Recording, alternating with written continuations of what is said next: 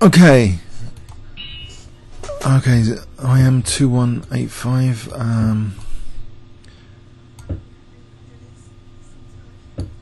Right. So I'll just play for a quick H-file attack. Like I would in the bullet game. Or weaken the dark squares. No. Or maybe get the G-file, send me out in G-file if I can get a rook round later. I know I've weakened E4 and D5, it's terrible positionally. But to get to E4, at least G4 is not, G3 is not available. Anyway, it's not routine, it will slow him down here. He's spending some time here for some reason. Maybe just D4 is a good move. Bishop B6. So he's just working out how to refute it in the most effective manner. Okay, let's tuck the bishop over, we'll play A5. Actually, Queen G5? Queen G5 here? Is that useful? Probably not.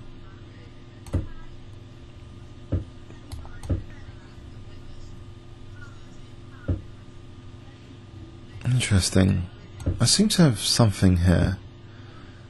Doesn't seem such a bad position. How about knight d4, trying to strand his no, I don't think that kind of works. Or a4, just to offer that pawn to try and discourage castling queenside.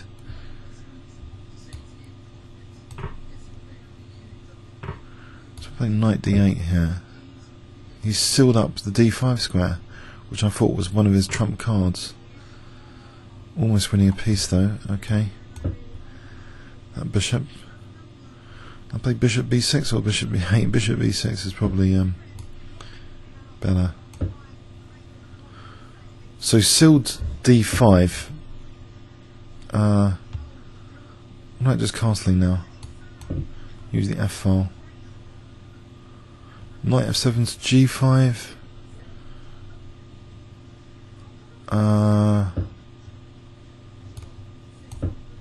Can't see much else.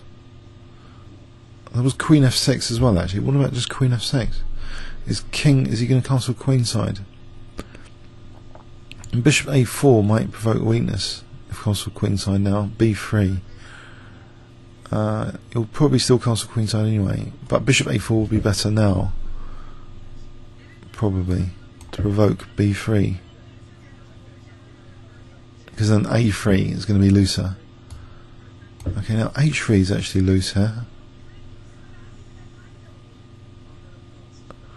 Maybe knight g5, try and take on e4. Bishop could be dangerous. Knight g5. I don't know about this a4. What was that doing? He just wants to castle queenside. But if I take on e4 now, he's like blocked his queen in. I could take on h3, maybe rook h2, rook f3. There's knight g1. Nothing special going on there. I don't know. Queen f6 then, and then rook f7. So I'll be on f2. It doesn't look too bad still. I think this position. My bishop's kind of nice on here. He hasn't got inroads in on diagonals just yet. Bishop h3 is almost tempting now. If I can win, if I can get him to get away from f2. So I just want him away from f2 and maybe to play h3. I can get queen f2 in and e3 will drop. I'll justify this bishop. Okay, he's blown all my plans to bits with that move. Okay, queen h4, h6. I mean, there's rook g6. I can detect I'm in trouble now. I'm officially in trouble. What's gone wrong here? Can I not use this f file? What about h3? Is it too much ergonomic thinking, perhaps? But I did spot the threat of rook takes h4 without trying to be a perfectionist. That was a threat there with knight g6. There's also knight e7, so maybe rook e8 and then rook f6. Right. Or can I just allow, I don't know, knight e7,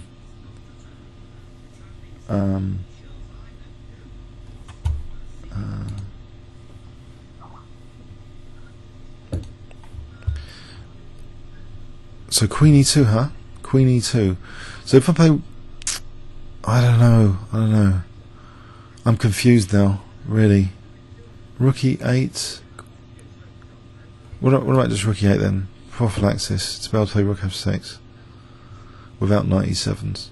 Knight e7 to f5. No, I can't see why I'm a bit worried here about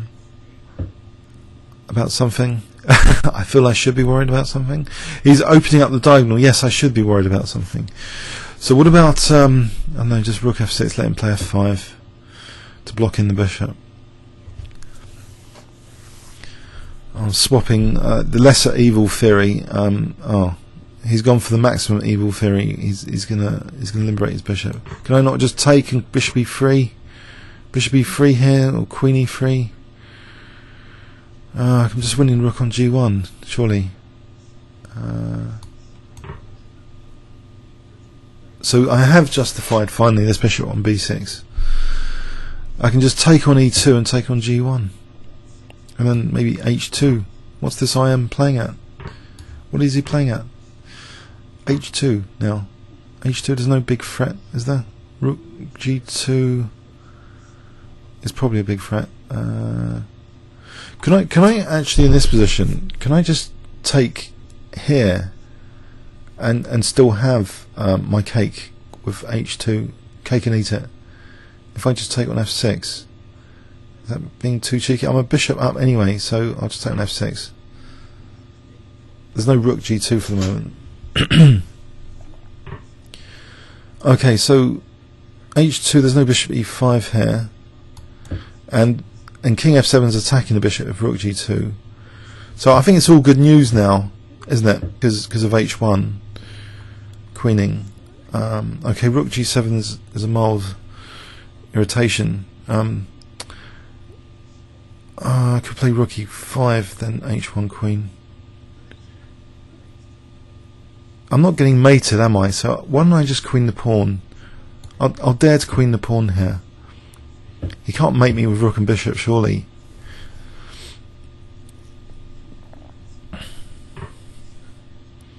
Right, now if I play check and take on e5, there's still no mating net.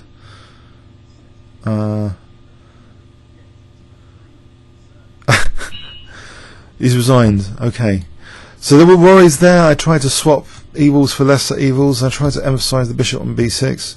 I tried for an early hack attack.